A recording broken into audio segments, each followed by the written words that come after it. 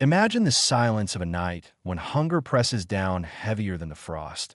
A silence broken only by the faint creak of wood as the wind moves through the thin walls of a peasant's hut, and in that silence you feel the weight of history. For this was the time after the Great War had ended, when the land of Ukraine bore scars deeper than the craters left by bombs, scars carved into the very lives of those who remained behind. If you listen closely, you might hear the whispers of children, turning in their sleep, their ribs sharp beneath the skin, the sound of their shallow breathing mixing with the distant howl of a dog, for hunger had made dogs and humans kin in suffering. You must picture the dim yellow glow of a single candle set in a chipped clay holder, its flames struggling against drafts that seep through the cracks, throwing trembling shadows against walls blackened by smoke, and on the rough wooden table lies nothing but a crust of bread hardened like stone, a treasure guarded with eyes more watchful than soldiers at the front, and when you stretch out your hand, the wood feels rough, splintering into your palm, a reminder of how every object, every surface, seemed to echo the harshness of survival. Outside, the cold presses like invisible claws, gnawing through thin coats, and snow creaks beneath bare boots as a woman steps carefully into the night, clutching an old scarf to her face, her breath forming clouds that vanish instantly. And in her hand she holds a tin cup, not for water, but in hope of bartering with neighbors for a handful of flour, perhaps for a spoonful of potatoes left in some cellar. The air smells faintly of smoke from distant fires, bitter and damp, mixed with the earthy stench of frozen soil, and though her body aches with weakness, she forces her feet to move, each step a prayer. They say that after the war, the soil was rich with the memory of blood, and yet the people who tilled it found emptiness, for much of the grain was taken, much was lost, and the villages knew scarcity not as a passing shadow, but as a companion who never left. Old men muttered about past famines, remembering the 30s when hunger had already torn through their families, and though they spoke in low tones, the younger ones listened, their eyes wide with the fear that such horrors had not ended but merely changed their form. In these villages, survival became a craft as delicate as lace, where every thread was stitched with desperation and ingenuity. Some boiled grass and weeds in a bitter soup, their lips stained green by leaves no one once thought edible. Others chewed on dried corn cobs until their gums bled, and still others scraped the bark from trees, drying and grinding it to mix with flour, a flour so dark and coarse it seemed more soil than bread. Yet to those who ate it, it was life. When you imagine the taste, it is bitter, dry, catching in the throat, but beneath that bitterness was the sweetness of hope, the belief that one more day could be endured. The nights were filled with voices telling stories, because stories were cheaper than food and lasted longer. An old grandmother might sit near the dying fire, her voice cracking like burning wood as she recounted tales of saints who survived deserts, of heroes who tricked hunger with cunning. And in those words the children found a strange nourishment, a warmth that came not from the body but from the spirit, for even as stomachs groaned, the heart still yearned for something beyond survival, something to remind them of dignity. When the spring finally came, muddy and wet, people scoured fields not for grain but for nettles and sorrel, the green shoots rising timidly through the soil, and women bent low to pluck them with trembling fingers, hands raw from cold and toil. Yet their eyes shone with the relief of finding even this small gift. The air carried the sharp scent of nettles, pungent and earthy, mixed with the sweetness of thawing ground, and when boiled, it became a thin, sour broth, steaming in wooden bowls, that smelled faintly of resin and smoke. Men returning from the front, soldiers still haunted by the thunder of artillery, now faced the quieter thunder of hunger, a silence more cruel than war itself. For in battle they had at least known the clarity of an enemy, but here the enemy was invisible, gnawing from within. Some traded metals for bread, slipping them into the hands of villagers in exchange for a few boiled beets, their once proud ribbons now tarnished, heavy not with honor, but with desperation. And yet, in these dark days, acts of kindness glimmered like stars in a starless sky. a neighbor leaving half a potato on a doorstep at night, too ashamed to be thanked, or a stranger sharing a story that brought laughter, lightening the weight of emptiness for a brief moment. Even hunger could not consume the small, stubborn ember of humanity that refused to die. Still, rumors began to stir, whispered like the wind between huts, of shipments of grain sent far away, while local barns remained empty, of authorities who demanded quotas though the land lay bare, and though no one dared to speak too loudly. Everyone felt the tremor of unease, as if another shadow were creeping closer, darker than the hunger they already knew. And so the first chapter of this long night ends not with relief, but with the sense that what had come was only the beginning. For as the villagers lifted their eyes from the frozen earth, they wondered what storm was gathering beyond the horizon, and whether survival would demand even greater sacrifices than those they had already given. Yet still they whispered prayers into the cold air, hoping that tomorrow might carry not just another day of endurance, but perhaps, at last, a hint of deliverance. The thaw of spring brought not the relief that many had prayed for, but a new stage of hunger that seemed to seep deeper into the marrow of life. Because as snow receded and rivers swelled with meltwater, the earth lay bare, fields scarred by the war and the weight of requisitions, leaving furrows that looked like wounds, and when villagers pressed seeds into the soil with trembling fingers, they did so with the knowledge that not all would live to see the harvest. The ground was damp, sucking at boots, and the smell of thawed mud mingled with the faint sweetness of budding grass. Yet over it all hung the sour odor of desperation, of bodies too lean, of clothes unwashed because strength was too precious to waste on water. People gathered in groups at the edges of roads, their voices hushed, speaking of rumors that grain convoys had passed by at night, heavy wagons guarded by soldiers, wheels creaking, horses snorting in the darkness. And though the land was starving, the grain was leaving, carried far away, perhaps to feed armies, perhaps to fill quotas, while children pressed their faces to cracked windows, watching the silhouettes move past like shadows from another world. The sound of those convoys, iron rims, against cobblestones, remained in memory, like a cruel echo that hunger amplified. In those days, survival became a barter of bodies and souls, for some traded heirlooms, rings, candlesticks, icons once kissed in prayer, for a handful of millet, the metal glinting in firelight before vanishing into strangers' pockets, while others bartered labor, breaking their backs in fields not their own, earning only enough food to silence the stomach for a day. The sound of chopping wood, the thud of axes against frozen stumps, echoed in courtyards, for even fuel was scarce, and the cold of early spring nights bit like invisible teeth, forcing people to huddle together beneath thin blankets, skin against skin, their breath clouding in the dark. It was not only the absence of bread that weighed upon them, but the absence of certainty, because hunger carried with it a fog of fear.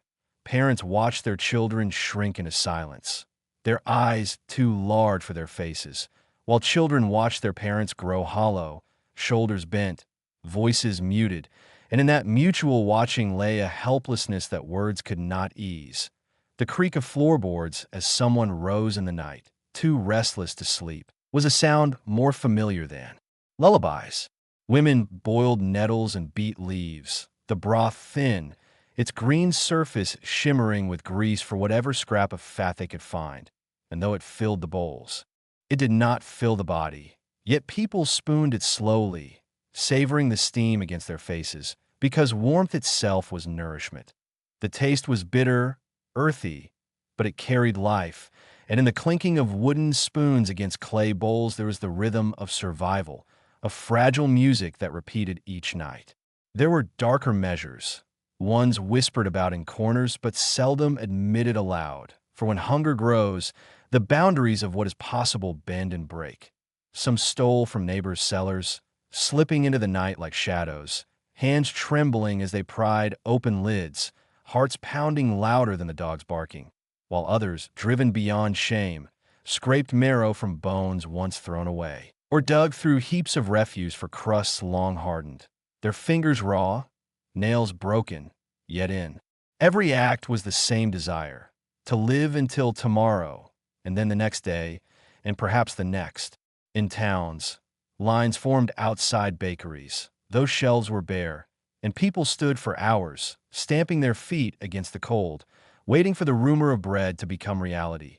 The air buzzed with mutters, with coughing, with the sighs of those who had waited too long, and when finally a few loaves appeared, small and dense, tempers flared, elbows shoved, cries rose, and sometimes soldiers pushed people back with rifle butts. The thud of wood against ribs mixing with the sharper crack of orders shouted in harsh voices until the loaves were gone, swallowed by the crowd like drops of rain and sand.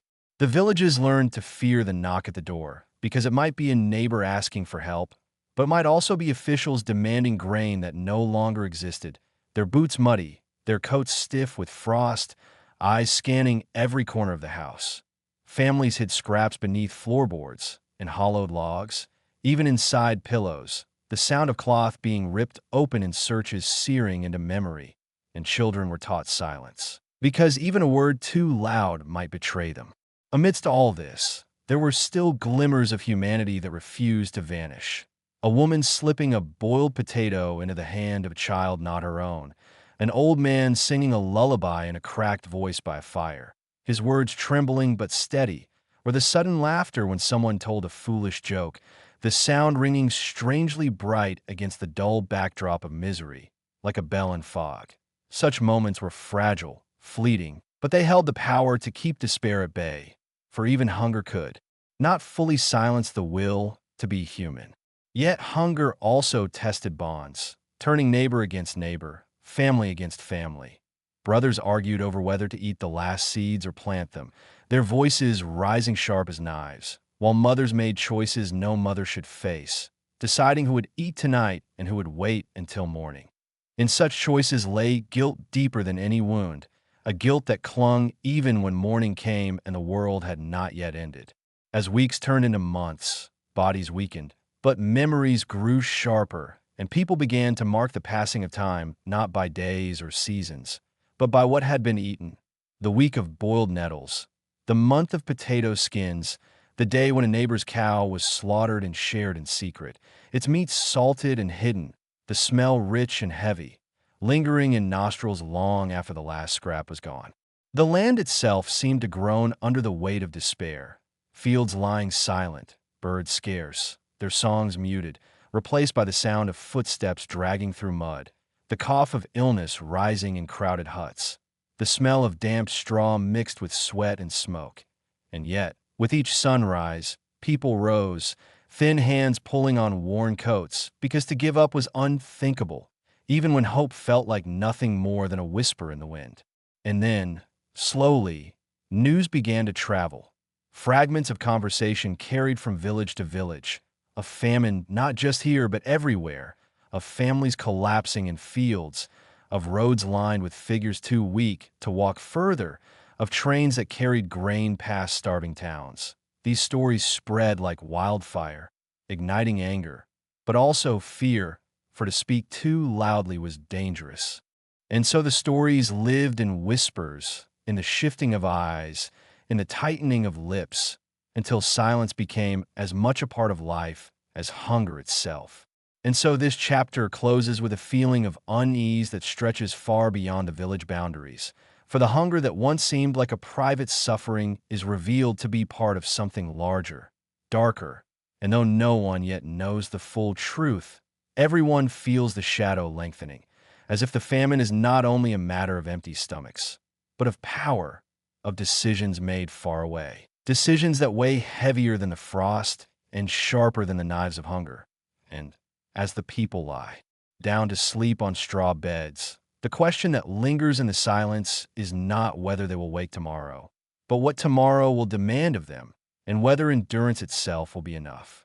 The summer sun rose over the wide fields, but instead of promise, it carried a cruel irony, for the earth that should have yielded abundance stood under watch, its harvest already counted, measured, and claimed long before stalks ripened, and the villagers, gaunt and sunburned, bent their bodies under the weight of labor that gave them nothing in return. The golden heads of grain swayed gently in the breeze, shimmering like a sea of hope. Yet each ear of wheat was destined to be loaded onto carts, guarded by men in uniforms whose rifles gleamed with the same sunlight that burned the backs of the hungry. The sound of sickles cutting through stalks filled the air, sharp and rhythmic. Yet to the peasants the sound was not of plenty but of loss, because with every handful gathered, their chances of survival diminished. Sweat poured down their faces, stinging their eyes, mingling with the dust that clung to dry lips, and in their mouths the taste was bitter, a mixture of soil and salt, while the scent of fresh-cut wheat, once the fragrance of life, now stung like mockery, reminding them of the bread they would never taste.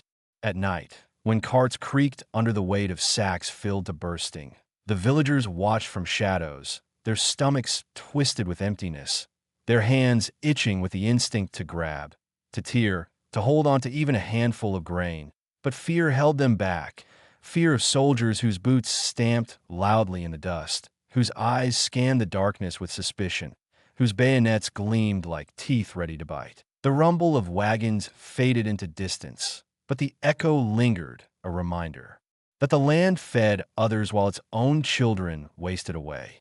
Mothers searched for scraps in fields after the harvest, gleaning fallen kernels with fingers cracked and raw, pressing the grains to their lips as though tasting salvation, yet knowing that for every handful gathered, many more would be lost. Children trailed behind, crawling on hands and knees, eyes wide as they scoured the ground, their thin bodies trembling with exhaustion, their voices small as they asked, "Is this enough, Mama? Is this enough for us to live?"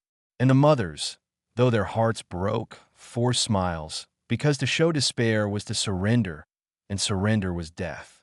In huts that smelled of damp straw and smoke, pots boiled with whatever could be found, weeds pulled from ditches, bark scraped from trees, even leather boiled until it softened into a bitter broth.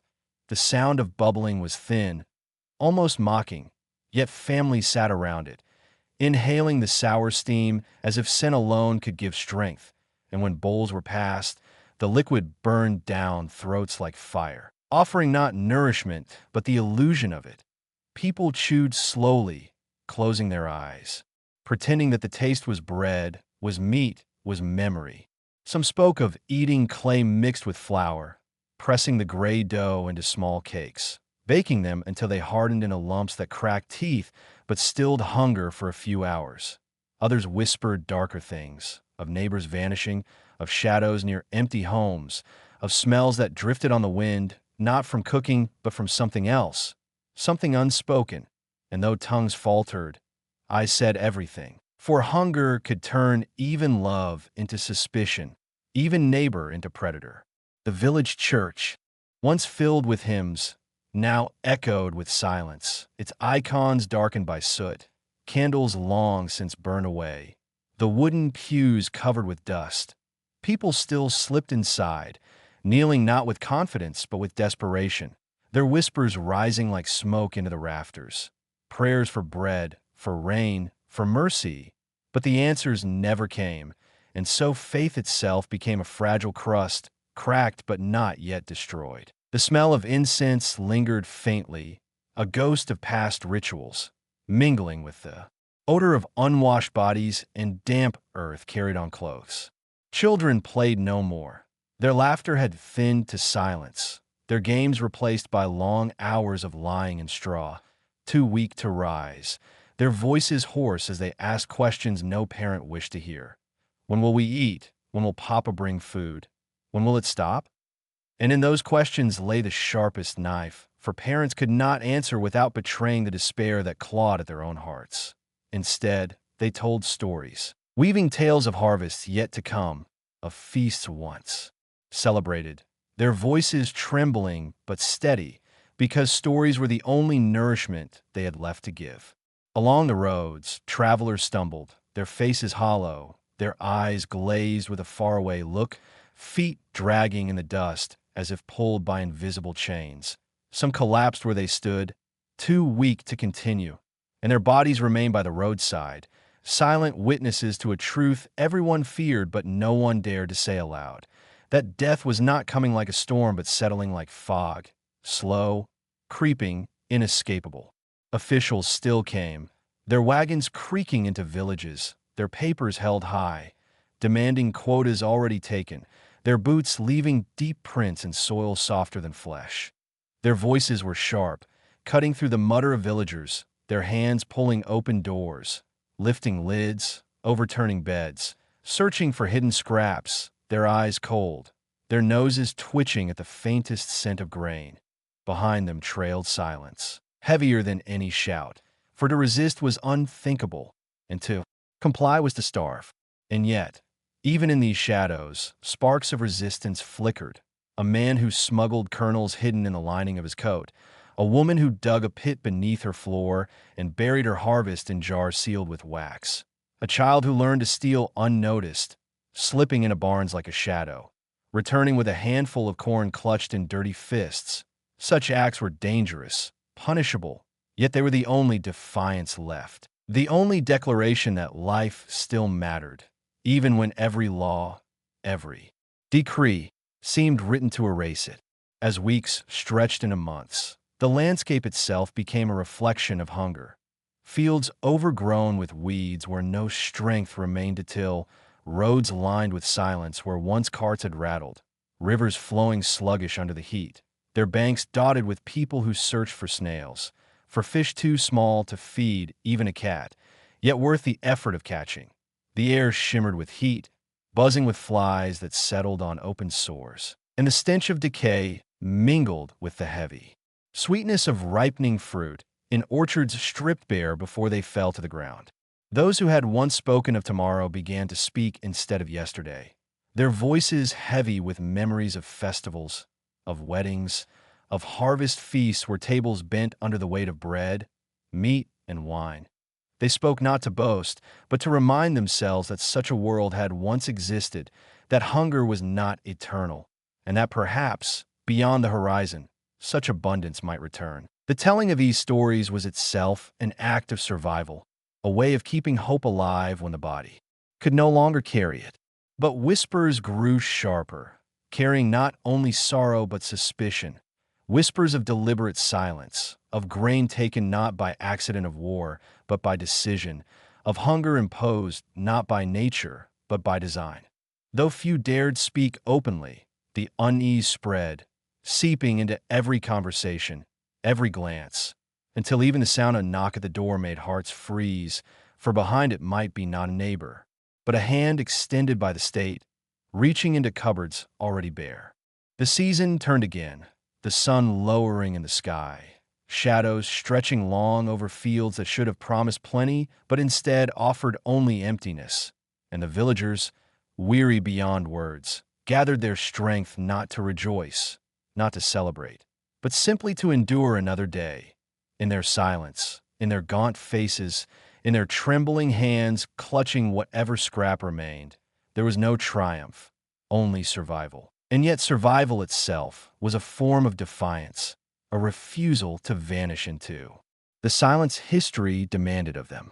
And so this chapter closes with the image of twilight settling over the land, the fields glowing golden for a brief moment before fading into gray, and in that fading light stands a figure, neither fully man nor shadow, watching the horizon with hollow eyes, knowing that what has been endured so far is only the beginning, and that darker nights still lie ahead, for the famine is no longer a season but a system, no longer a misfortune but a design, and the question that lingers in the stillness is not only how to endure, but how to remember, and who will carry the memory forward when so many are gone. The winter descended with a cruelty sharper than any blade, the fields lying under a crust of ice, the rivers frozen in silence, and the villages cloaked in a stillness broken only by the groan of wind pressing against crooked wooden walls, and within those walls, families huddled together, wrapped in rags, their breaths thin, misting in the air, their bodies trembling not only from cold but from hunger that had carved them hollow from the inside. The huts smelled of smoke and damp earth, of bodies unwashed for months, of straw rotting underfoot. Yet stronger than all those smells was the bitter emptiness of kitchens where no bread baked, where no soup boiled. Only ashes lingered in the hearth as memories of what once was. Outside, The snow fell heavily, covering the land in deceptive beauty, white expanses stretching endless, masking the desolation beneath. And the soldiers still came, their boots crunching against frost, their voices loud in the silence as they demanded what no one had, turning over chests, prying open barrels, running their gloved hands through ashes to find hidden kernels. And when nothing was found, they left with threats hanging in the air like icicles, sharp, inevitable, and the villagers sat in the silence that followed, unable to weep, for tears required strength. Children's cheeks were hollow, their eyes too large for their faces, glowing feverishly in the firelight when a spark could still be coaxed from damp logs. Their voices weak as they begged for bread, not because they believed it would come, but because hunger had burned away every other thought, every other word, and parents answered with silence or with stories, their voices trembling as they spoke of summers past when orchards bent with fruit, when wheat rose higher than a man's waist, when feasts filled the air with laughter and music, stories told not to deceive, but to anchor the children in a memory of abundance, to remind them that hunger was not the only truth the world had ever known. Yet silence grew heavier in the villages as more huts stood empty, their doors creaking open in the wind, snow drifting inside to cover straw where no one would lie again. And people walked past them with eyes averted, for to look too closely was to confront their own future, and already the roads were dotted with shapes slumped against fences, curled against tree trunks, their faces pale as wax, their fingers stiff around whatever scrap they had clutched in their last moment. Sometimes a stick, sometimes a stone, sometimes nothing at all, and the snow covered them quickly, turning the land into a graveyard with no markers. Rumors spread in hushed voices of mothers leaving their infants at church steps, hoping someone stronger might save them, of fathers vanishing into the woods never to return, of neighbors who boiled strange meat in iron pots and forbade anyone from entering their huts. And though suspicion hung thick in the air, it was too dangerous to confront, too painful to name. For to admit what hunger could force upon the living was to admit that nothing human was safe anymore. The church bells did not ring, their ropes frozen stiff, their towers black against the pale sky. Yet people still came, trudging through snow, kneeling before cold icons with lips too cracked to form full prayers, only whispers spilling out, prayers not for salvation but for bread, for warmth, for one more day. Some left offerings of twigs, others of nothing at all, only their silence, only their bowed heads. Because prayer itself had become the last possession no one could steal. The officials returned even in the heart of winter, their coats lined with fur, their cheeks red with health, their voices hard as iron, reading decrees of quotas and penalties into air that shimmered with frost, their eyes scanning faces already gaunt with starvation. And when they turned away, their wagons heavy with what little could still be taken, the villagers sank deeper into despair, for the hunger was no accident, no misfortune of nature, but a deliberate tightening of a noose around their throats, and the knowledge of this weighed heavier than the hunger itself. Nights were the worst, the cold pressing in, the wind howling like wolves at the edges of villages, the darkness so deep it seemed eternal, and within huts people lay awake, listening to each other's shallow breathing, counting the spaces between breaths, wondering which would stop first. Sometimes a cry would pierce the silence, the sound of a child slipping into fever, or the ragged cough of an elder whose lungs could no longer bear the damp. And the rest listened, helpless, until the sound faded, leaving only the fire's faint crackle, if fire still remained. Some still tried to resist, smuggling handfuls of grain hidden in boots, boiling pine needles into bitter tea, digging into frozen ground to find roots clinging to life, risking everything to cross borders in search of bread, but many never returned, swallowed by the cold, by patrols, by exhaustion. Yet even such desperate attempts spoke of a stubborn will to live, a refusal to surrender completely. And in that refusal flickered a fragile hope that somewhere, beyond the horizon, life was still possible. The landscape itself seemed to mourn, the trees standing bare and skeletal against the gray sky, the rivers frozen into silence, the fields stretching blank and lifeless. No song of birds, no rustle of animals, only the hiss of snow driven across empty plains. The world felt stripped of sound, of color, of warmth, and into that emptiness the cries of the starving seemed swallowed before they could reach heaven, leaving only echoes that circled back like ghosts. And still, people spoke in whispers of tomorrow, even when tomorrow seemed impossible. They spoke of planting again, of rain returning, of bread rising in ovens. They spoke not because they believed, but because to stop speaking was to admit defeat. And though their bodies wasted, their voices kept alive a fragile thread of memory, a testimony carried not in grain, not in bread, but in words. The stories passed from one mouth to another in the dark, became as necessary as food, sustaining. Something deeper than flesh. Yet the question hung heavy in every silence, in every empty hut, in every field stripped bare. How long could they endure? How many would remain?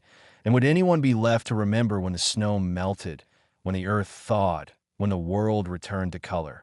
And in that question lay both terror and defiance, for the famine was not only killing bodies but attempting to erase memory, to bury it under silence, under snow, under fear. And so the winter stretched on, unbroken, merciless, and in its heart the famine became more than hunger. It became a shadow across the soul, a test of what it meant to be human. And though many fell, though entire families vanished into the silence of white fields, those who endured did so with the knowledge that survival itself was rebellion, that every breath taken against the will of those who sought their extinction was a refusal, and that refusal would one day be remembered. Spring came not as a savior, but as a cruel reminder of what had been lost. The snow melting into black rivers that carried away debris of a land stripped bare. The fields turning to mud where no green sprouted, where seeds that might have taken root were long ago seized or hidden in vain. And the villagers, those who remained, stumbled through thawing earth with bodies skeletal, their shadows longer than their lives, searching for anything edible among the wreckage of winter, clawing at the ground for roots, stripping bark from trees, gathering nettles and weeds that burned their throats but kept death a little further away. The air smelled of wet, soil, and decay, the stench of unburied bodies rising with the damp, mingling with the sharpness of early blossoms that bloomed on trees as though mocking the hollow-eyed survivors who stared at them with longing too deep for words. Children no longer ran when spring sun warmed their faces. They shuffled weakly, their arms too thin to swing, their bellies swollen with hunger, their voices hoarse as they whispered of bread, as if the word itself could feed them, while parents, their own faces gaunt, forced themselves to smile, to tell tales of how soon fields would be green again, how wheat would grow tall, how bread would fill ovens, though in their eyes lingered a quiet knowledge that no miracle awaited them, that the soil had been emptied not by nature, but by decree, by men who still came with wagons and lists, demanding what no longer existed, eyes cold as iron, as they counted corpses like numbers in a ledger.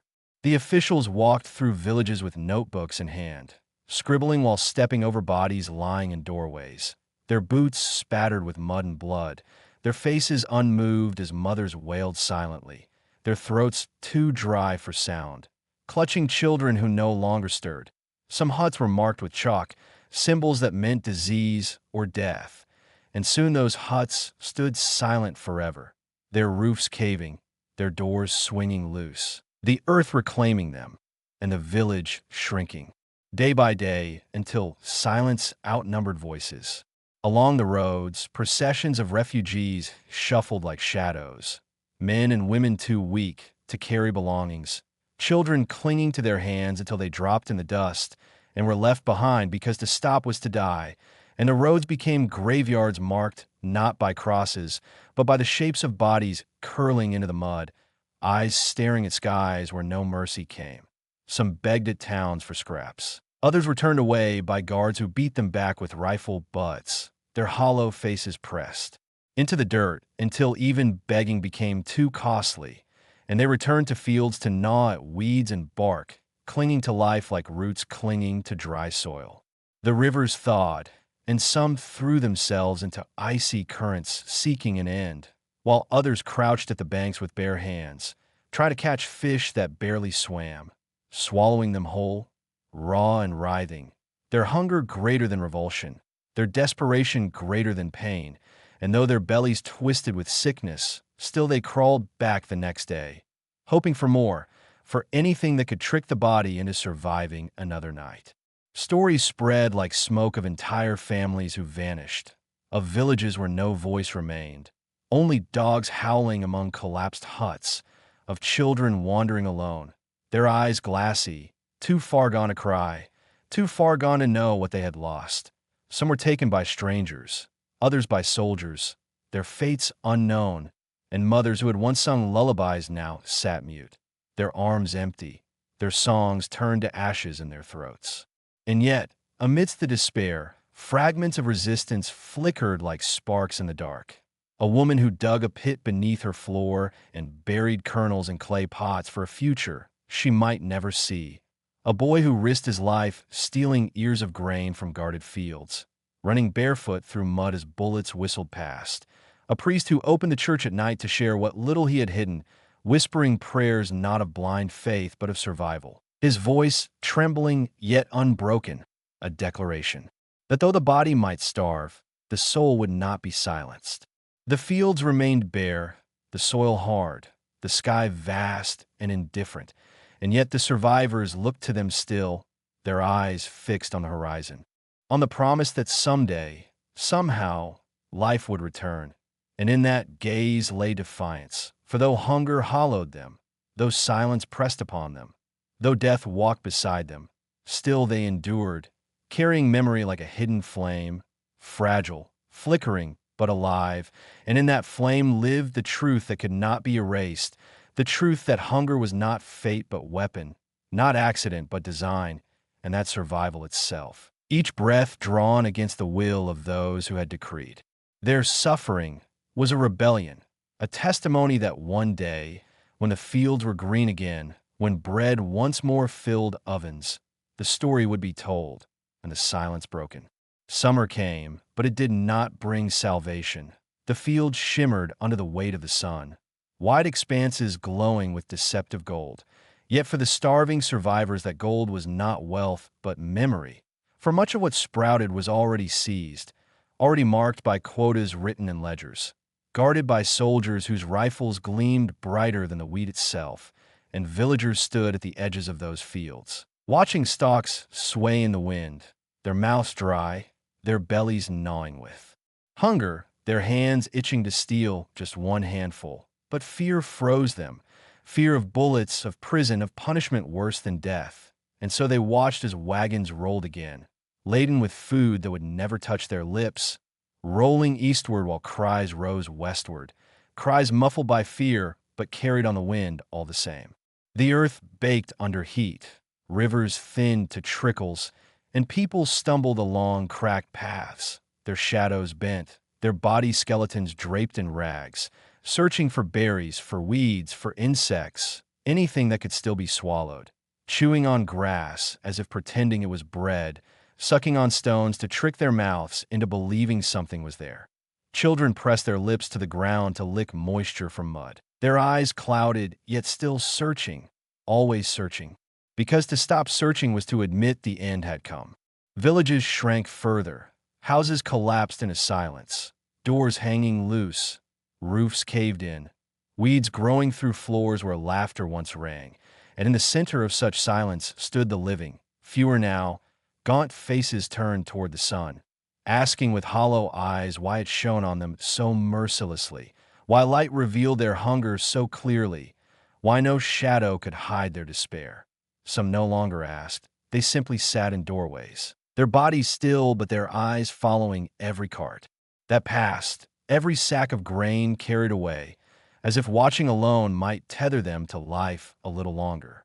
In some places, people tried to replant, pressing seeds hidden through winter into the soil with trembling fingers, watering them with sweat, guarding them like children, but many were caught, their plots discovered, their harvests taken before they ripened, and the punishment fell heavy, whole families dragged away, huts left to rot, the soil itself punished for yielding to the hands of its rightful keepers. And so planting became an act of rebellion, of faith, of desperation, carried out in secret, whispered about in shadows, seeds buried at night under moonlight, as though they were not plants but prayers.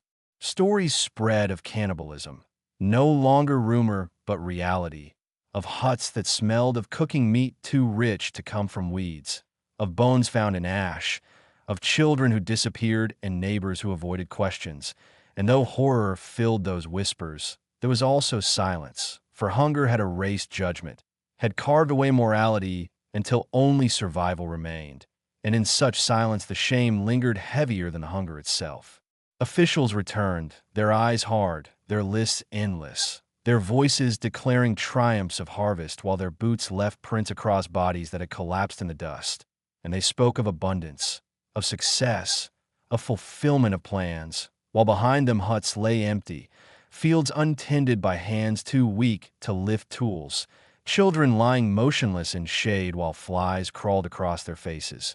The contrast was unbearable, yet it was real, and the villagers who still lived listened with numb expressions, because even outrage required strength they no longer had. Churches stood silent, bells gone, icons darkened, doors bolted, yet some dared to enter through broken windows, lighting stubs of candles, whispering prayers with cracked voices, not prayers for miracles, but for endurance, for one more day, for the strength to outlast those who had decreed their suffering. The prayers floated upward into rafters heavy with dust, disappearing into shadows, but the act itself, the whisper of faith, was its own rebellion, a refusal to let silence erase the soul, as it had erased the body. Children, those who still breathed, no longer asked when bread would come. They only lay in straw, their eyes unfocused, their lips moving silently, as though repeating words of lullabies once sung by mothers who no longer lived. And those who still had parents heard stories told in trembling voices about past summers when the fields glowed not with theft but with abundance, when festivals filled the air with music, when bread was broken and shared with laughter. And the children listened with faint smiles, clinging to stories the way their bodies clung to life, because in words there was nourishment of a kind not even hunger could steal.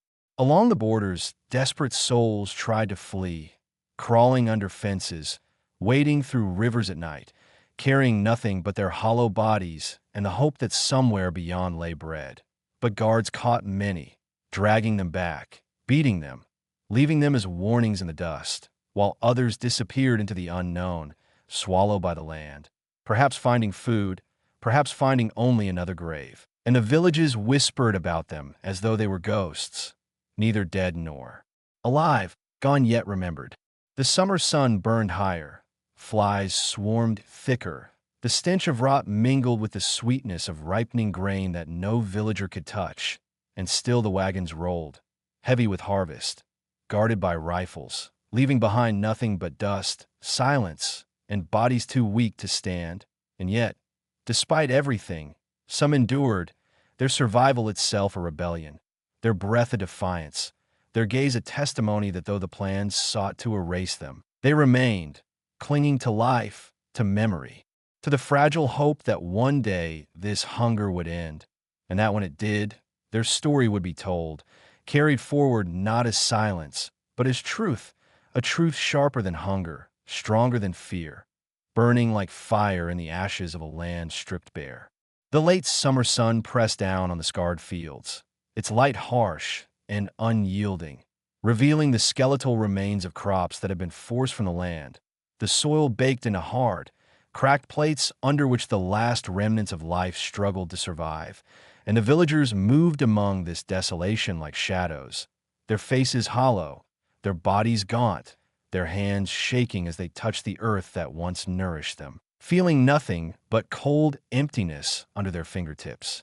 While in the distance the carts of officials rolled again, lumbering beasts laden with grain that would never feed the mouths before them. guarded by men whose boots struck the hardened ground like hammers of judgment, and each wagon carried not just food but the weight of despair, the heavy, unspoken truth that their survival was never intended, that the world they knew had been rewritten into a law of hunger, and that to resist was to court death. Yet still they moved, still they breathed, still they whispered in shadows, for to stop was to surrender entirely, and surrender had already claimed too many lives. In the villages, doors hung open, swaying slightly in the wind, revealing huts where the straw still reeked of human suffering, where the echoes of cries lingered like ghosts, and in some corners the smallest children crouched, their ribs visible through thin skin, eyes glassy with fever and fear, whispering each other's names as if the repetition of sound could summon sustenance from the air, while their mothers pressed their own lips to their foreheads, feeling the heat and the tremor, tasting the dryness of their children's mouths on their own tongues. And the air between them was thick with the smell of damp earth, of sweat, of smoke from meager fires burning in hearts too weak to give more than shadowy warmth.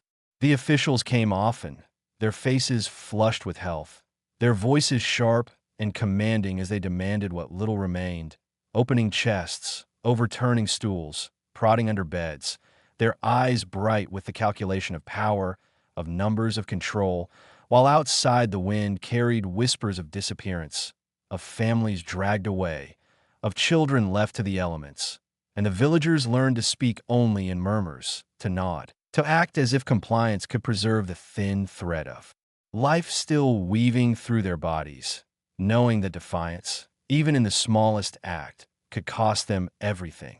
Roads between villages were littered with travelers, some crawling, some dragging themselves forward on hands and knees, mouths cracked, eyes dull, their feet blistered and bleeding from the relentless march, each step an act of endurance, a testament to the stubborn will to survive. While the snow of winter had long since melted into mud and dust, the rivers carried nothing but the silt and the occasional carcass, and the land itself seemed to mourn, barren yet unyielding, silent yet heavy, with the weight of absence, as if the earth itself grieved the lives taken, the children lost, the laughter silenced. In this landscape, even the air carried memory and fear. It was thick with the scent of rot, of unwashed bodies, of wood smoke mingled with the tang of bile, and when the wind shifted it brought with it the distant cries of the starving, echoes of suffering that ricocheted across empty fields, entering every hut, slipping beneath every door, settling in the bones of those who remained. A relentless reminder that hunger was not merely a condition of the body, but a shadow cast across the mind and spirit. Families huddled together at night, creating small islands of warmth amid the cold and darkness, pressing children to their chests, whispering stories of past summers when the fields were golden, when bread rose hot and fragrant from ovens, when meat adorned tables and laughter filled the air. These stories became currency, sustenance of a different kind, a way to nourish the spirit when the body could no longer be fed, and through them, hope, however fragile, persisted, threading its way through the hollowed eyes of the living, knitting together a fragile sense of continuity that refused to break. Meanwhile, some sought clandestine survival, digging hidden pits for grains, smuggling kernels and clothes, boiling tree bark into bitter tea to stretch the edges of starvation, even stealing from each other in desperate measures. All acts born of necessity, all acts risking detection, all acts marking a subtle defiance against a system that sought to erase them entirely. These acts were not heroism in the conventional sense, but they carried with them a spark of humanity, a refusal to yield, wholly to despair, a quiet assertion that life, no matter how frail, still mattered. The land itself bore witness to the suffering. Fields cracked and empty, rivers low and sluggish, forests silent save for the occasional caw of a crow or rustle of fox. And in those silent spaces, those who walked among them felt the weight of emptiness pressing down, sensing the absence of lives that should have been there, the absence of community, the absence of hope, while yet they continued to move, to forage, to whisper to children that they would see better days, that the world had not ended, even as all evidence suggested otherwise. Markets, once bustling centers of trade and communication, were reduced to ghostly spaces, stalls empty, the faint scent of spoiled grains lingering in the air. And merchants, if any remained, were gaunt shadows of their former selves, speaking in whispers, trading only scraps, and even these exchanges were tinged with suspicion, for the fear of theft, of denunciation, of seizure, lingered in every gesture, every glance. Human interaction became a delicate dance of survival, every word weighed, every movement calculated, a reflection of a society under siege from within as much as from forces outside. At night, the wind howled through empty streets and hollowed huts, carrying the faint cries of the starving and the distant barking of dogs, companions now left to scavenge alongside the living. While in the darkness, people pressed close to one another, sharing whatever warmth could be mustered, their breathing slow, measured, creating a rhythm that both comforted and haunted, a reminder that life persisted in the thinnest threads, that survival demanded vigilance even in sleep, and that each dawn, no matter how cruel, was another battle to be endured. Children, thin and fragile, became silent observers, eyes large, mouths dry, voices almost gone, learning to move without sound, to search without notice, to eat without being caught, for the smallest mistake could bring punishment or death, and through their experience, the hunger imprinted itself not just on their bodies but on their minds, shaping a generation for whom scarcity was normal, for whom fear and caution were survival instincts encoded into every gesture. In villages, the church still stood, though hollowed, the once bright icons dulled, the walls streaked with soot and neglect, yet some dared to enter, lighting stub candles, whispering prayers that rose like smoke to the dark rafters, words trembling but insistent, not for miracles but for endurance, for guidance, for the fragile thread of hope that tethered them to life. Even priests, weakened by hunger, offered what comfort they could, their voices quiet, their hands shaking as they blessed. Those who came, and in this shared ritual, community endured, fragile yet persistent, a small bulwark against the erasure that hunger and fear sought to impose. In fields just beyond the villages, the land itself became a site of both survival and confrontation, where people risked everything to glean, to dig, to steal what remained hidden from authorities.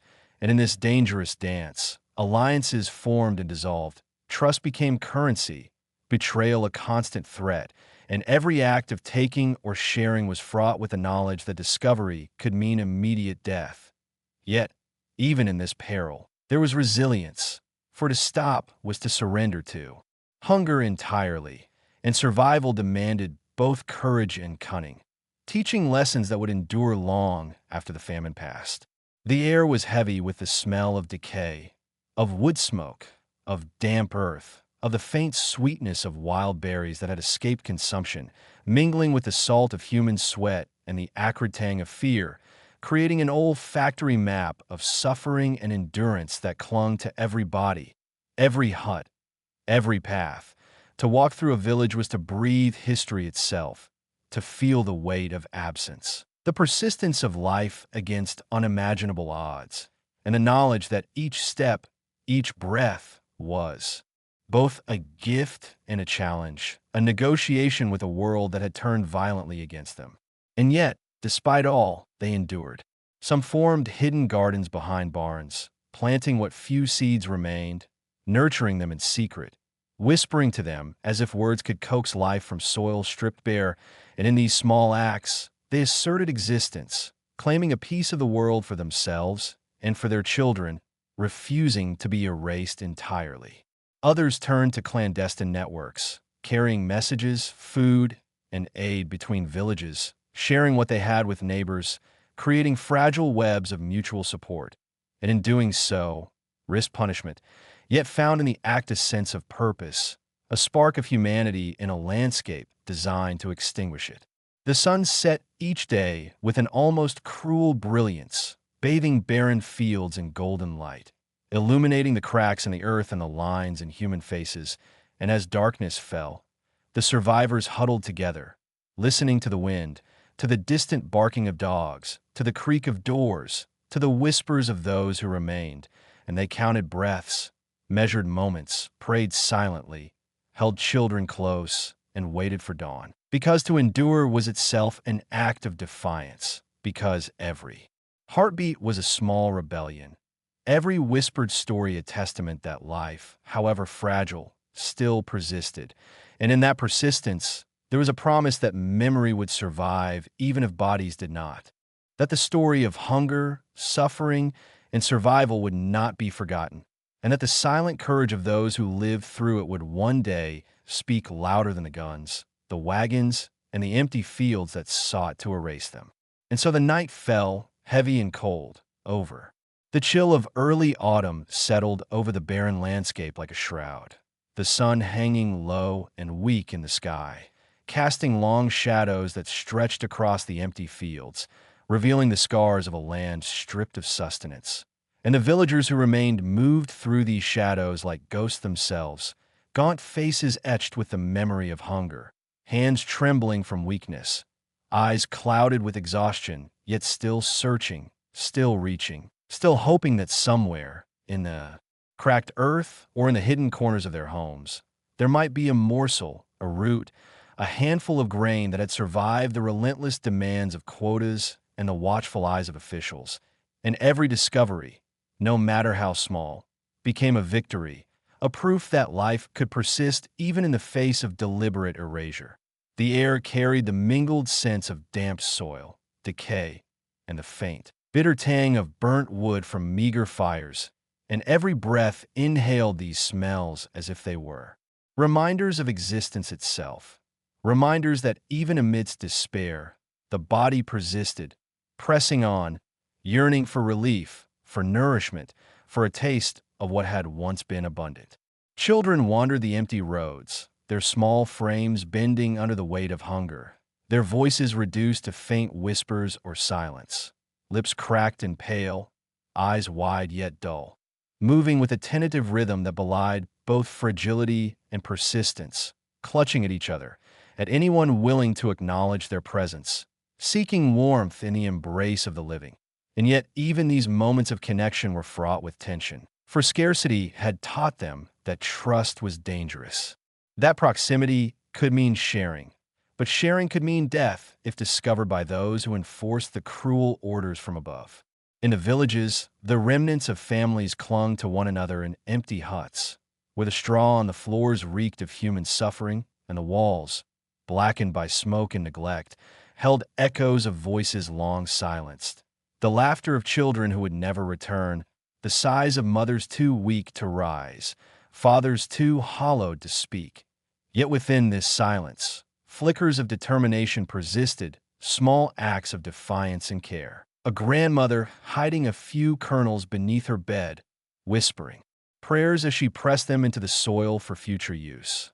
A young boy stealing a small ear of corn from the guarded granary, running barefoot through mud and dust, heart pounding, lungs burning, a thrill of life mingled with terror coursing through him. A priest lighting a stub of candle, murmuring blessings not for miracles but for endurance, for the stubborn continuation of existence. And in each of these acts, however minute, there was a thread of resistance, a whisper of humanity in a world determined to extinguish it. Fields lay empty, rivers thin, forests silent save for the occasional cry of a crow or the rustle of a fox moving through fallen leaves, and through these spaces wandered those who sought survival. The elderly, leaning on bent staffs, limbs trembling, mouths dry with thirst and hunger, eyes clouded yet alert for any sign of sustenance. Mothers carrying children whose limbs were too weak to move on their own, eyes sunken and vacant, yet clinging to life with instinctual ferocity. Men and women, who once farmed and worked with purpose, now reduced to scavenging, pulling nettles from the earth, peeling bark from trees, boiling bitter leaves into watery, flavorless teas to fill stomachs that screamed for bread. The presence of officials was ever constant, wagons rolling through the villages like ominous beasts, laden with grain that would never nourish those who toiled in the mud and sweat to survive. Rifles glinting in the sun, eyes calculating and devoid of empathy, measuring life in numbers and quotas in the silent tally of bodies who had fallen or been taken away. The villagers learned to move like shadows, to speak in murmurs, to hide what little they had, for defiance was punished with severity. And yet, even in fear, they found courage in subtle ways, a shared glance, a hidden stash, a whispered word of comfort or instruction. And these small acts became lifelines, threads weaving a fragile fabric of community, a testament that even when the body was broken, the spirit could endure. Along the roads, the desperate moved like currents of shadow, crawling under fences, wading through shallow rivers, seeking refuge, seeking food, seeking a place where their children might survive another day. Many fell along the way, bodies collapsing into mud, eyes glazing over, mouths opening to cry or whimper, while others carried on, driven by instinct, by memory, by the unyielding human urge to persist, even when the landscape offered nothing but desolation and the threat of death at every turn. In some villages, the church offered a fragile sanctuary, the once bright icons dulled by smoke and neglect, the bells silent. Yet inside, those who dared to enter lit stub candles, murmuring prayers for endurance, not for miracle, whispering to the rafters and to one another that life, however faint, must be preserved. And in this collective whispering, a fragile community persisted, holding fast to memory, to ritual, to the shared knowledge that even in the face of overwhelming hunger and death, there remained the possibility of connection, of support, of care. Children huddled near fires that offered little warmth, listening to the stories of past summers, of abundance, of laughter, of bread rising in ovens and feasts spread across tables. And in the telling and retelling of these stories, hope was preserved, a nourishment of the mind and spirit that sustained them even as their bodies starved, and they learned to find meaning in memory, to draw strength from the recollection of life before the hunger, and to imagine that one day life might return, that the sun might shine on fields that would once again yield sustenance, that bread might fill ovens and tables, and laughter might again echo across villages now silenced by famine. Survival demanded ingenuity. Hidden gardens planted in secret, small plots nurtured under cover of night, seedlings pressed into the earth with trembling hands, watered sparingly with dew or stolen water, guarded as fiercely as any treasure. Clandestine networks emerged, people sharing food, information, and support between villages, risking discovery for the chance to preserve life, forging bonds that became as vital as the meager sustenance they exchanged. And through these acts of quiet courage, a social fabric persisted, delicate yet resilient, a testament to the human capacity for endurance, for care, for defiance in the face of calculated suffering. The stench of decay and rot lingered over villages, mingling with the smoke of meager fires, the scent of damp earth, the acrid tang of desperation and fear, creating an atmosphere thick with the history of suffering. And those who moved through it absorbed these sensory imprints, bones aching, skin crawling with the awareness of death, yet mind and heart clinging to the flicker of hope that whispered through every small act of care, every hidden morsel, every shared glance, every whispered prayer.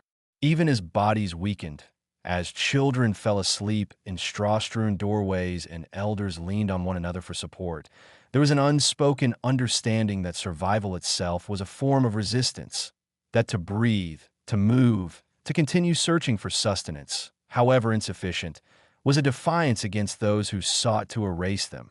And in this defiance lay a fragile assertion of humanity, a reminder that hunger, though overwhelming, could not entirely conquer the spirit, that memory. And care could persist where flesh could not, that the story of those who lived through this famine would endure even when silence seemed absolute. Nights were long and dark, punctuated by the whisper of wind through empty streets, the distant barking of dogs, the occasional moan of the dying. Yet within this darkness, small lights flickered. A candle in a hut, a child pressing close to a mother's chest. A hidden stash of food, a shared kernel, a whispered word of comfort. Each act a thread of life holding back the tide of death. Each small victory a testament to resilience. Each breath drawn in silence a rebellion against the attempt to erase them entirely. As autumn deepened, the land grew colder, the nights longer. Yet those who remained continued their struggle, pressing on through the barren fields, crawling under fences, hiding in shadows, nurturing seedlings, sharing what little they had, telling stories to children, whispering prayers in the dark, tending hidden gardens, forging secret networks, moving like ghosts through villages emptied by death. And through all of this, a fragile hope persisted, a recognition that survival itself, however tenuous, was a triumph, that the human spirit could endure even the most calculated deprivation, and that memory, community, and care could outlast hunger itself. And as the first frost touched the remaining crops, glinting like fragile glass under the weak sun, the villagers understood that the battle was not yet over, that the threat of hunger would return, that the work of survival would continue through winter.